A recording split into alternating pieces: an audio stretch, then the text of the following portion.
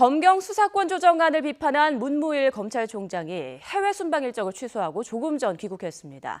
문 총장은 공항에서 취재진들에게 검찰개혁 취지에 동의하지만 어떤 경우에도 국민의 기본권 보호에 빈틈이 없어야 한다라고 말했고요. 또 거취와 관련해서는 자리에 연연하지 않는다고 말했습니다. 취재기자 연결합니다. 조성우 기자.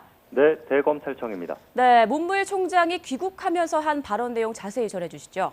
네, 조금 전 말씀하신 것처럼 문무일 총장은 1시간쯤 전인 오전 8시쯤 인천국제공항에 도착했습니다.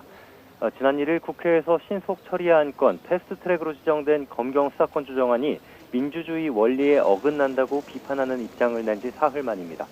일부 일정을 취소하고 오는 9일로 예정됐던 귀국을 닷새 앞당긴 겁니다.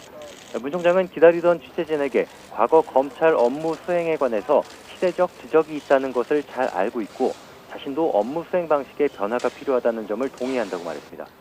다만 어떤 경우에도 국민의 기본권 보호에 빈틈이 생기는 일이 없어야 한다고 생각한다고 덧붙였습니다.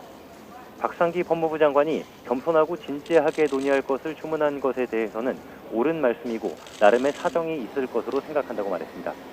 거취와 관련해서는 자리에 연연하지 않는다면서도 즉답을 하진 않았습니다.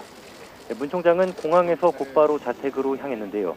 귀국 이후 곧바로 대검찰청 간부들과 대책 회의에 나설 거란 관측도 나왔습니다.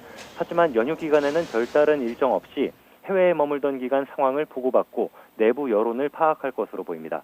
문 총장의 강도 높은 비판 입장은 지금까지 수사권 조정 논의에서 검찰이 소외됐다는 내부 불만이 터져나온 데 따른 거란 분석입니다.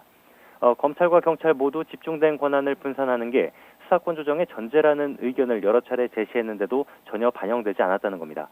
문 총장은 조만간 수사권 조정과 관련해 상세하고 차분하게 말할 기회를 갖겠다고 말했습니다. 문 총장의 반대 입장 표명으로 관련 논의가 수면 위로 올라온 만큼 연휴 이후 기자 간담회 등을 통해 검찰 의견을 적극적으로 설명할 것으로 보입니다. 지금까지 대검찰청에서 YTN 조성호입니다.